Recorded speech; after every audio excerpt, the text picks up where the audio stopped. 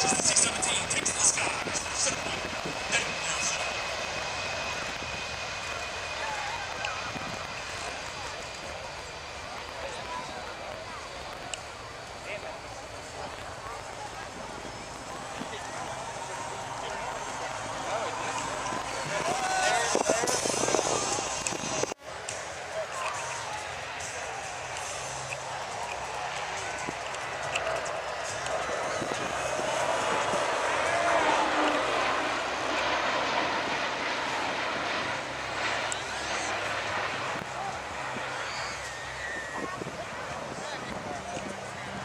This reliable airlifter combines short distances. Ladies and gentlemen, please get your cameras ready. This would be your best opportunity to take photos of this amazing state-of-the-art machine.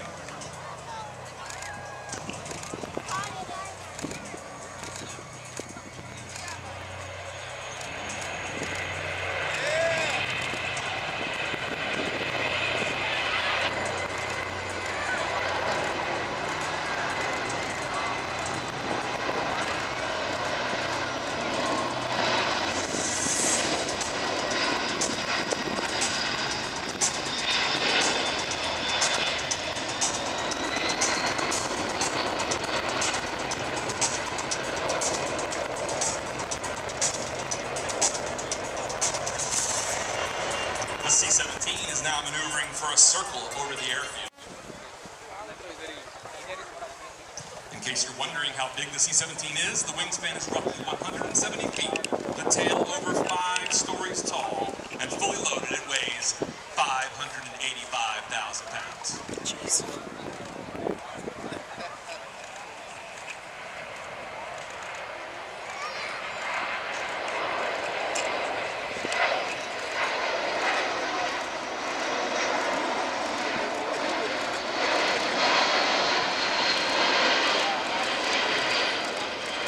See, the C-17 is extremely maneuverable at both high and low speeds, making it easy to operate in any tactical situation. As a result of this, C-17s have been in over 180 countries and on literally every continent in the world since the production began. Finally, all current Air Force C-17 crews are trained on the use of night vision goggles, known as NVGs, allowing them to operate while in unlit cross-tier locations around the globe. Our C-17 will now maneuver for its final approach to the assault battle.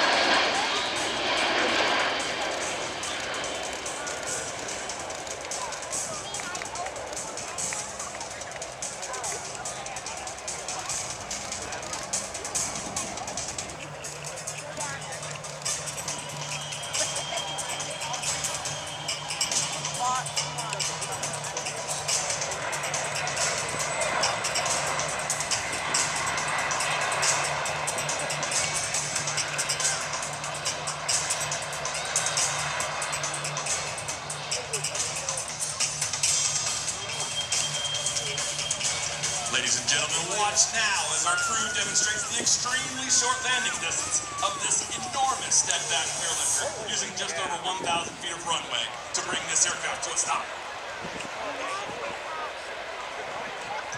While offloading cargo and the capability to operate at smaller, unsupported airfields.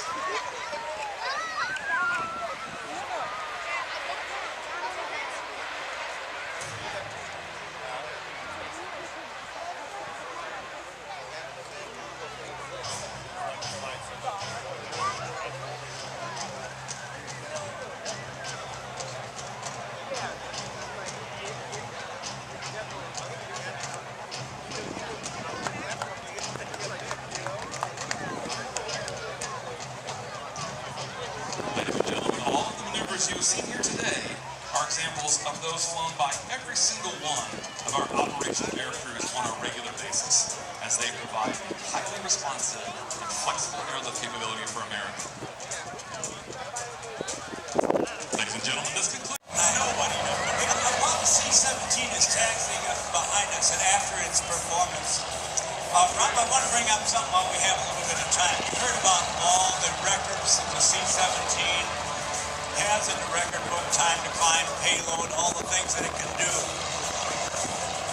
And it was at Oshkosh. I was going to be on the stage at Theater in the Woods, and I was in the green room waiting to go on, and there was an officer talking about the C-17, and I started to listen to the speaker in the green room, and what he said almost brought me to tears. He said the C-17 is a hospital ship. Here's what we found out. In the Middle East, he said somebody is wounded. What we found out is we give them care as fast as we can in the Middle East. We put them on a C-17 hospital ship with state-of-the-art equipment and military-trained medical personnel.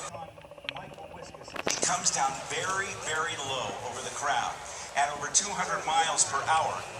He's looking at some folks right out in the middle of the area directly in front of us. He flew right next to a group of people who have some poles out there. Those poles are about 18 feet high. As Michael now falls out of the sky and spin where the airplane was not flying, people standing out there are holding those 18-foot poles. They are about 40 feet apart, and between the tops of those two poles is a ribbon.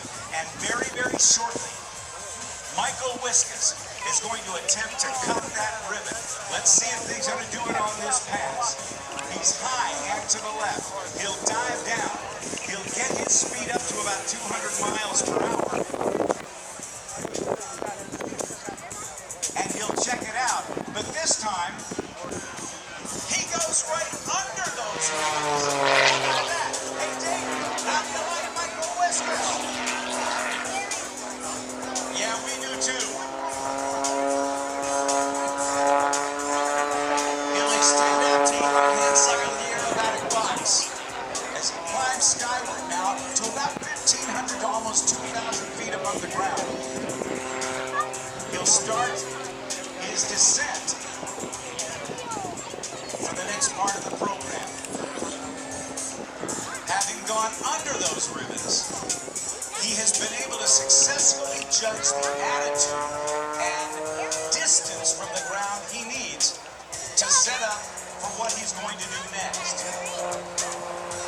At altitude, he rolls over upside down. And the tail is airplane. 3, 2, 1. That's the money shot. He did it. A big round of applause for Michael Wiscus. He does his snap rolls on the end of my little victory roll for him there. He's a happy guy. And I want to tell you something else very, very cool about Michael Wiscus. Not only is he an extremely accomplished aviator, but he's got a family member who is just as skilled as he is with a different skill set. His son Shane just won a place on the U.S. Gymnastics Olympic team and will be going to Japan shortly to compete, representing the United States of America. One of only 4 gymnasts representing America in those Olympic Games. And Shane is very, very proud to be the son of Michael Wiscus, and Michael Wiscus is super proud to be his dad. As a matter of fact, Michael told me that when the Olympics come, since they're still not allowing the parents and families of other Olympians to come to Japan because of COVID restrictions, he is going to set up a big jumbotron in his backyard, and he has invited all of his neighbors to come by and watch his son right on the deck. Michael Wiscus now in the Lucas Oil pits experiences 10 G's in that very, very, very tight turn, rolls 2.5 times to upside down and pushes forward on the stick with all of that energy. Watch as he climbs down. Almost zero airspeed, and he's able to accelerate out of it and continues to keep the pits biplane rolling.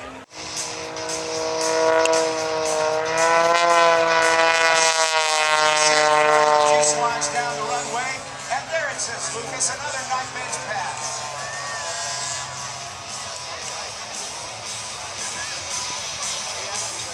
available in the industry. SheInventing.com. All right, now let's change the action a little bit. If you look out on the runway to your right, as Michael Wiscus goes from your left to your right, you'll see smoke out behind Michael Wiscus. Those are 1930s.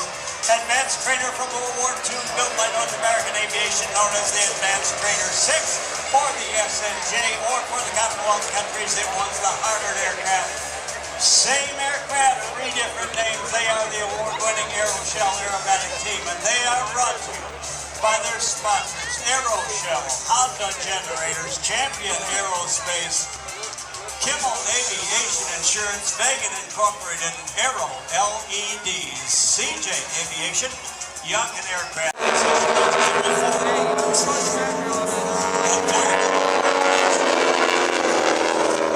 Now again, the technology of the aircraft is such that it is not a light, nimble airplane. It's a handful of 1930s technology. We're not bad-mouthing the airplane. It's a fantastic trainer airplane. It's still very much in demand around the world. It is the airplane used for racing in Reno, Nevada, used by demonstration teams and used by training. As this formation barrel roll may be one of their most difficult maneuvers. No 2 throttles.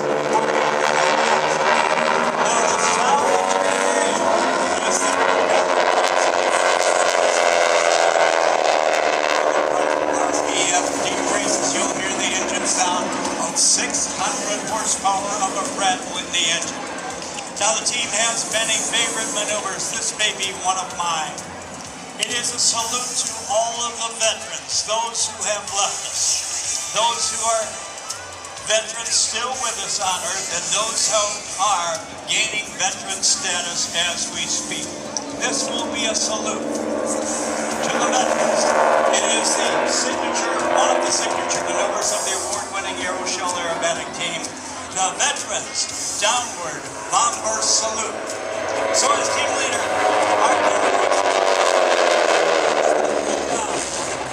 the wingman in the slot position are looking at nothing but the leader. Right here he calls for smoke out now. As they put it on control, ready, right, and the team picks 4 points on the cover. Salute.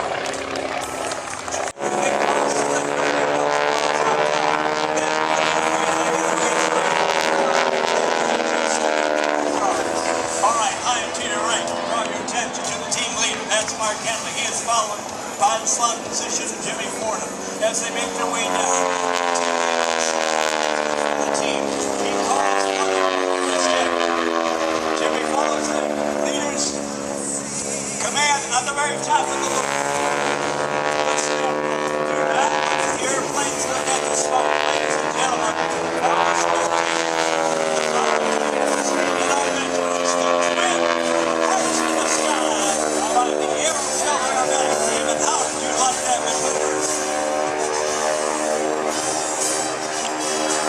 Now, team coming back in, I will reintroduce the team as they come back in. Bearing down in an element of 2, leading Mark Henley from Birmingham, Alabama. He is followed by Jimmy Fordham from Monroe, Louisiana, followed by Brian Reagan from Lafayette, Louisiana, followed by... And ladies and gentlemen, that's what I like about the South.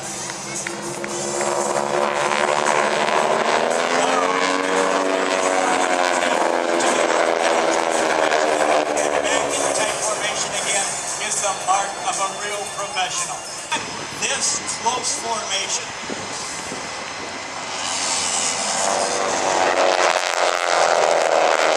Women in the slot position are doing nothing but looking at the leader. You think the leader has an easy job? He does not. He's got to think about the wingman, about the lag in time between when he does something and when they follow. The wingmen have a point on the fuselage of the leader, and they constantly maintain aileron, rudder, and elevator to constantly keep that position, along with a little jogging of the throttle. So it's a tremendous amount of work. The wingmen do not look out the window. They allow the leader to be the eyes, the ears, the direction, and the altitude for the team. And that, ladies and gentlemen, is pure discipline. It is hard enough when you're flying right side up, but when you're upside down, that becomes even more of a challenge. Now, back in that tight diving formation, here you go.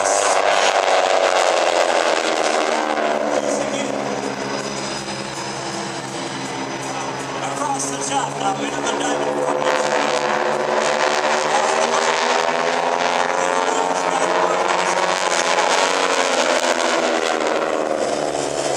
Leader rolls out. Hey, what's happening? Brian Reagan pulls out, follows the leader. Steve pulls out, he follows the leader. Jimmy Morgan's in the trail position. Where's the leader going? Diving formation to a head.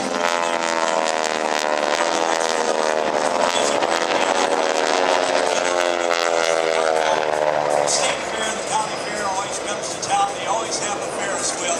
And this is salute to summertime fun, especially like in Midwestern states like Ohio. When we were kids, we were right outside of town where the Carnival State Fair was. Skidded to a stop on our bicycles and looked for our little ladies, great girlfriends, to be alone with them and to take a ride on the Ferris wheel.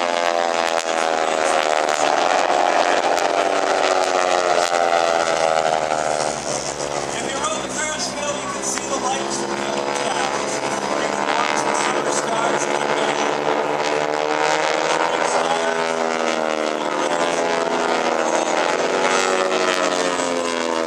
Ladies and gentlemen, a big round of applause for your award-winning Aeroshell AT-6 Team. How the heck do these boys make it look so easy?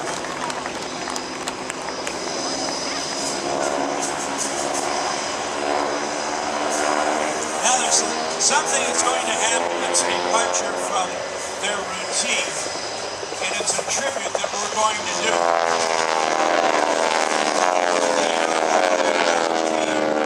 It's not a team that quits entertaining.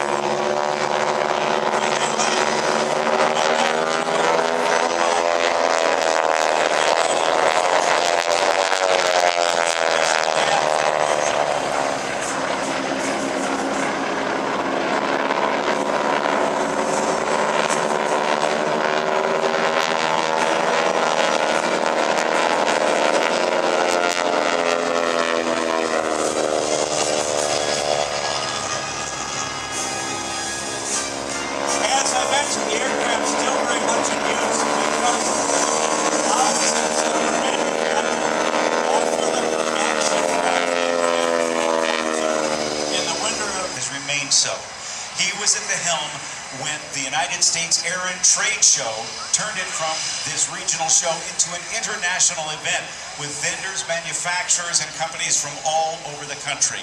Don Kinlan passed away this year, and we're about to honor him in a way that we feel is befitting his contribution to this air show and to the United States of America and the U.S. Air and Trade Show. Danny? As the team positions to get ready to come towards us, you will see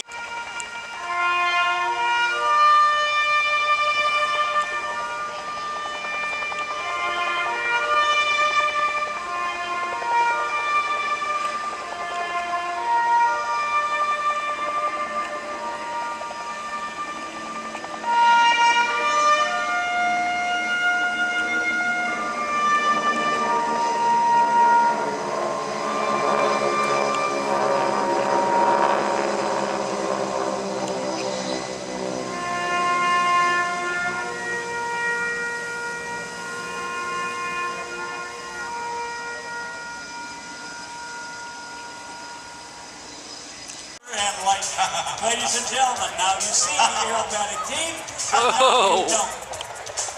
And you see the lightning, and you hear the thunder, and you see the clouds. And ladies and gentlemen, from out of the fog and the smoke, give a big wave to the award-winning Aeroshell Aerobatic Team as they come. And always want to fly F-18, so to go do it is an unreal experience. Okay, you've been flying since you were 50. Oh, let's listen for a moment. Let's fade the music. Listen to the sound of this motor.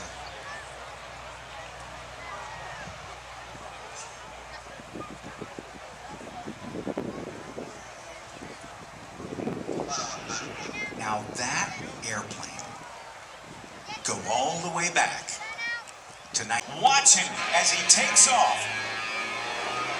A brief systems check, 42, 44,000 pounds of thrust. This is the sound of the victory.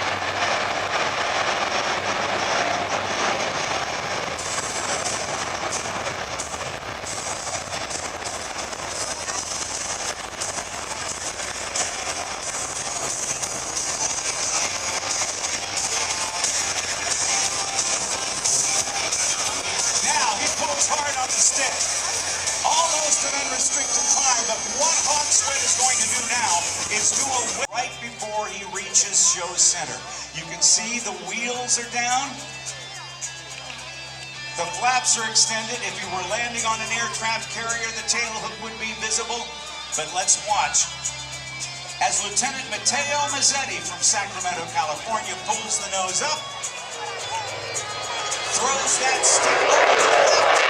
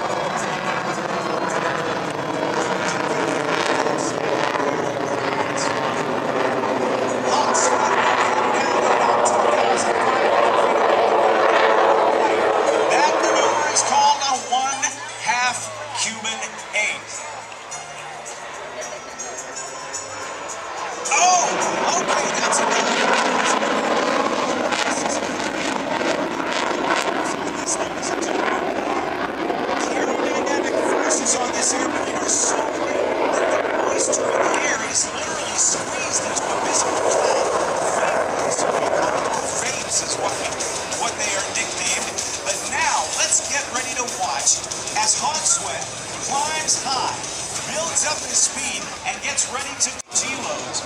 And this next one is going to demonstrate the very tight turn radius of the Super Hornet, and also pounding G-forces that will be continued all the way around what we call the Rhino's minimum radius turn.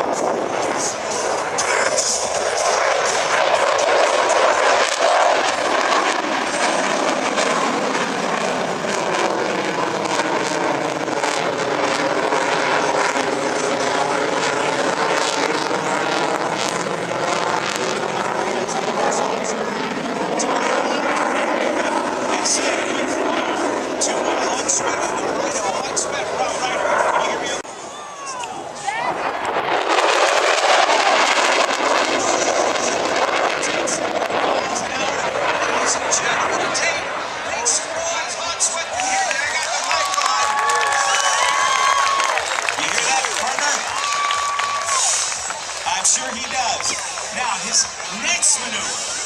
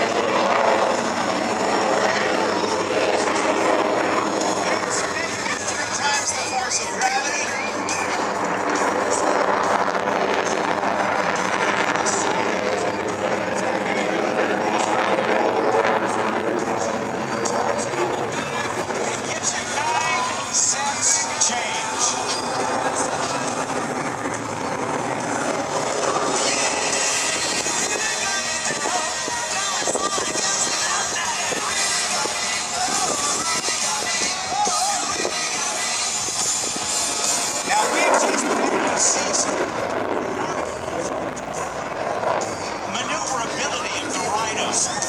As he whips around, this time he's going to do a loop, but he's not going to do it a round one.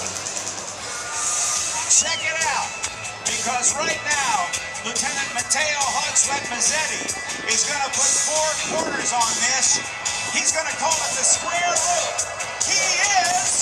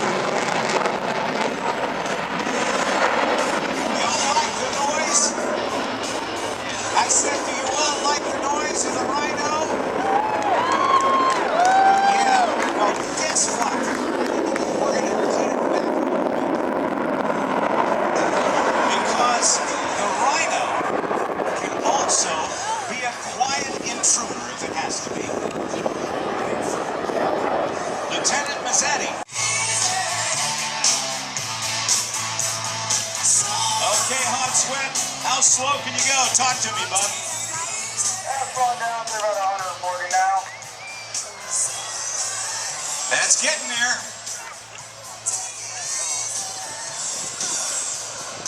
Passing down to 179. That's just a little 25 miles per hour. 175.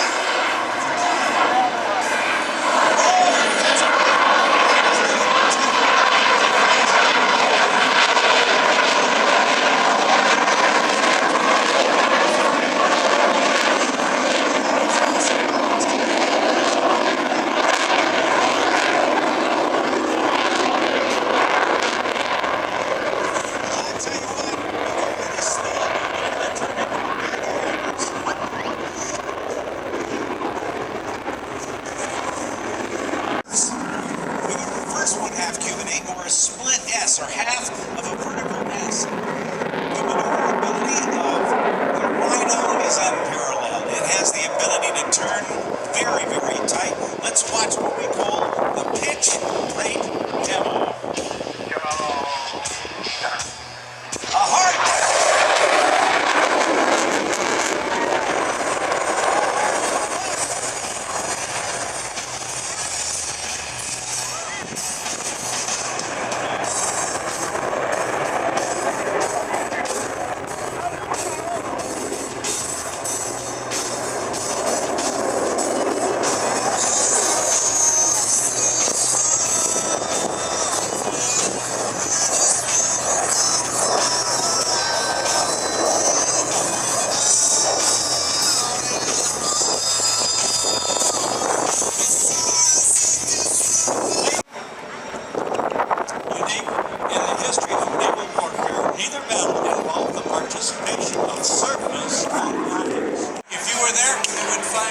Something that you'd feel was very important, or your loved ones, and we would do that for anybody in need. So as the 2 airplanes continue to circle around, and we continue with our medevac, you'll also appreciate the fact of the discipline of flight formation, the tight flight formation, the formation maneuvers and the breakaway maneuvers that the teams will be able to demonstrate for you.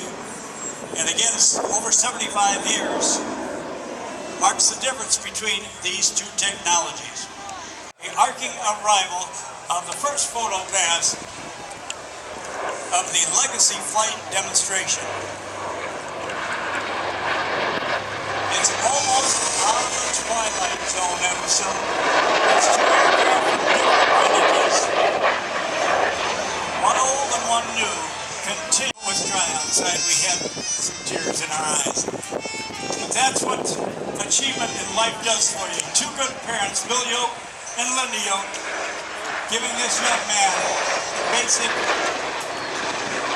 upbringing he needed to accomplish what he is today. Another photo pass now.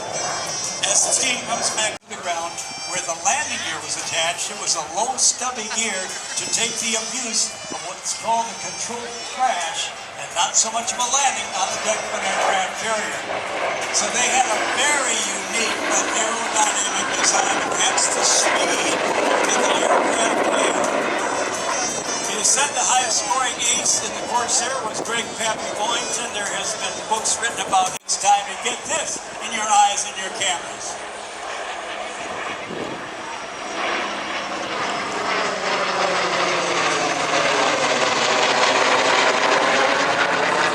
This is a real privilege. Take this for granted. We being the air show organizers, the announcers, the spectators, and the pilots who fly these missions. On the final pass, the Navy Legacy flight will pass show center and perform the opposing pitch-out maneuver for landing. So over the top of you, and then pitch out in the opposing direction, setting up for the sequence into the landing and the zoomies.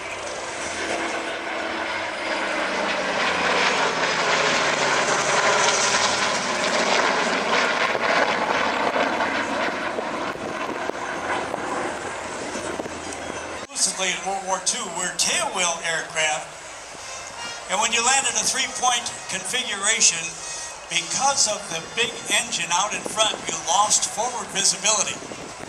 You had to look at the left and right side of the cockpit in the tailwheel aircraft, the trainers and the transports and the fighter aircraft, to be able to keep an equal amount of runway on the right as you had to the left. This time, Scott Yoke is going to do what we call a wheel landing. You say, well, is it every landing a wheel landing? Well, you keep the speed up, you keep the power up, and you land on first the main gear. There's top cover. Covering the old on the vulnerable landing hold-on. Now the tail comes down. Now Scott looks out the left and right side of the cockpit, keeping straight center line. It was an aircraft carrier base configuration. Now an aircraft carrier space is a premium. So whether you are above deck or below deck, the ability to get as many aircraft in storage area as possible was the key. So you'll watch Scott, you'll face towards us. You see the bent wing guard now? You see those definite angles?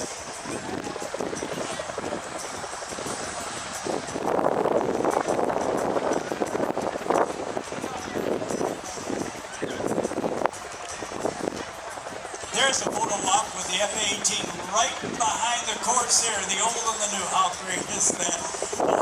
This show gets even better as time goes on. While we're waiting for a day, there's one other thing. Somebody says, how can you tell the difference between a Legacy Hornet and a Super Hornet, other than size? Oh, look at what we're going to get. Here, I'll back off. This is a whole different. Even new carrier aircraft fold the wings. There's the Corsair on your left. This is how they fold the wings right at where the angle changes on the bent wing bird, and the wing tips came over the top of the canopy. There were two different ways to stow wings on aircraft. Grumman had one method, and Chance Flood Corsair had this method. And the wing tips up on the F-18 as well. Oh, this is a choreographed tribute. These guys are nice and getting better all the time. Hog Sweat and Scooter. That sounds like some sort of strange. Oh. It's like big time wrestling. Don't tell me it's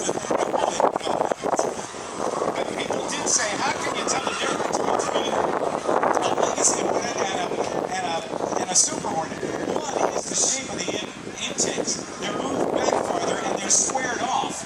Very, very different from the small semicircular jet intakes of the Legacy Hornet. The other way you can tell, look at the blinking light on the tape. See it blinking in threes? Chink, chink, chink. Chink, ring, ring, three blips.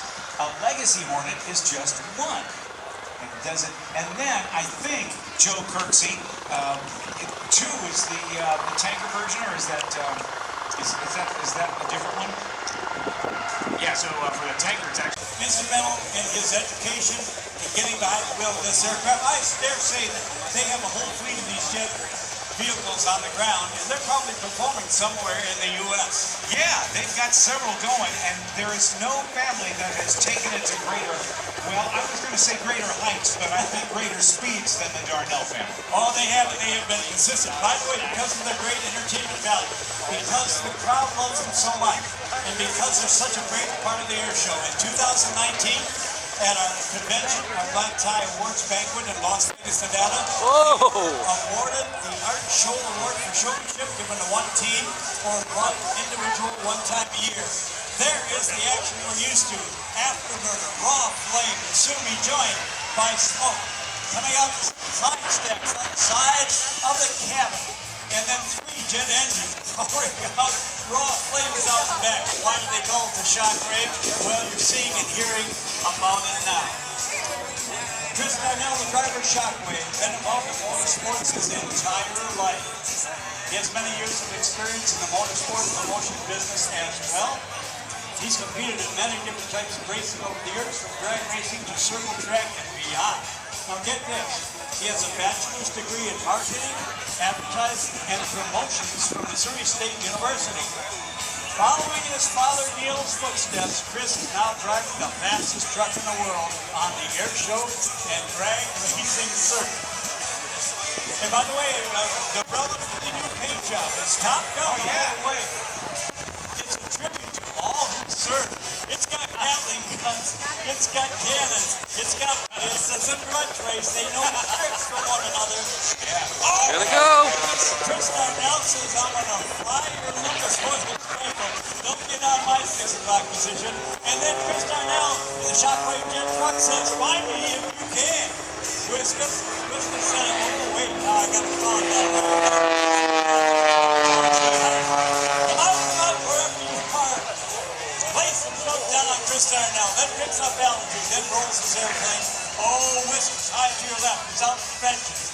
Chris Darnell has got the reputation of race drivers. Guys who are bound to the ground. On his shoulders, he is representing them today. Michael Wiscus representing aviators. And boy, there's a lot at stake. I gotta tell you this. Oh yeah, now ladies and gentlemen, with a 150-mile-an-hour head start, Michael Wiscus will dive in. How many of you think that Michael Wiscus in the Lucas Oil airplane will win the race?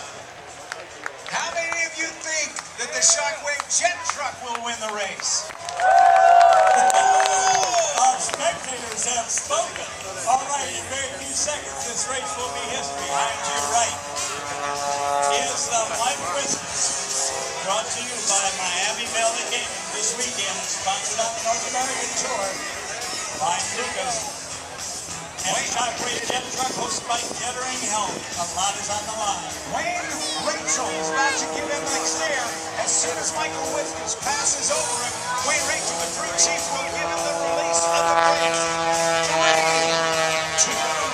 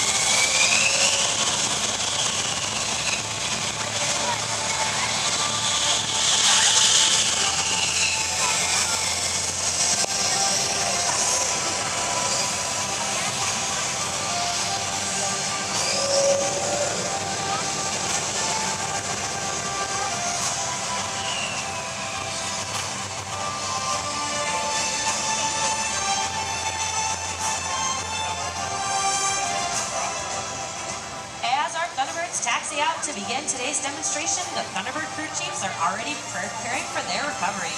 Let's watch as our maintenance professionals continue to demonstrate the same level of precision on the ground that you're about to witness in the sky.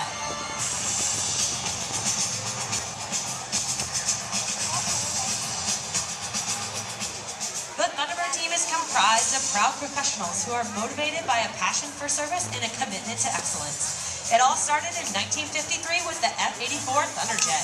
In just 6 days, the first Thunderbird team crafted a demonstration that would shape the future of military jet demonstration teams for years to come. The Thunderbirds became the